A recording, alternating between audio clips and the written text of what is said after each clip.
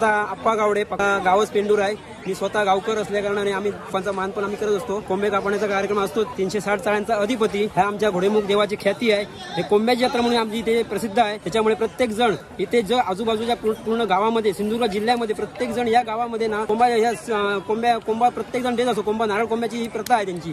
जर कोणाचा आगवणी सालाबी किंवा कोणताही असो कामासाठी कोणी आगमन केलं असेल त्यांचा तो पण असतोच, पण सालाबी कोंबा पण असतो इथे। त्याच्यामुळे यांचा प्रत्येक माणूस इथे सिंधुदुर्ग जिल्ह्यातील प्रत्येक माणूस इथे आपल्या सालाबाप्रमाणे इथे नारळ कोंबा देत असतो। त्याच्यामुळे आम्ही त्यांचा नारळ कोंबा सालाबी असल्या कारणाने आम्ही त्यांचा कापला जातो। आणि 360 चाळ्यांचा चाळा म्हणजे काय तर एक राष्ट्रीय देवाचा एक पाळलेला एक सोबती आहे, त्या सोबत्यांना दिला जातो। तरी पण सकाळपासून 6 वाजल्यापासून ते संध्याकाळी 6 वाजेपर्यंत ही जत्रेचा काम चालू असतं। केळीचा म्हणा मंदिरात चालू असतं, केळी नारळ कोंबा मानवणे एक मंदिरात पण चालू असतं, प्लस देवाच्या पायथ्याशी आणि प्लस इथे ह्या वडाच्या झाडापाशी पण चालू असतं।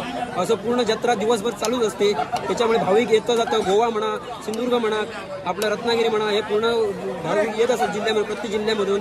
तसं तिथे सुंदरपैकी हा खरोखर एक जत्रा आमची जबरदस्त आमचा एक बॉल असतो आणि प्रत्येक मुंबईकर येत असतो इथे।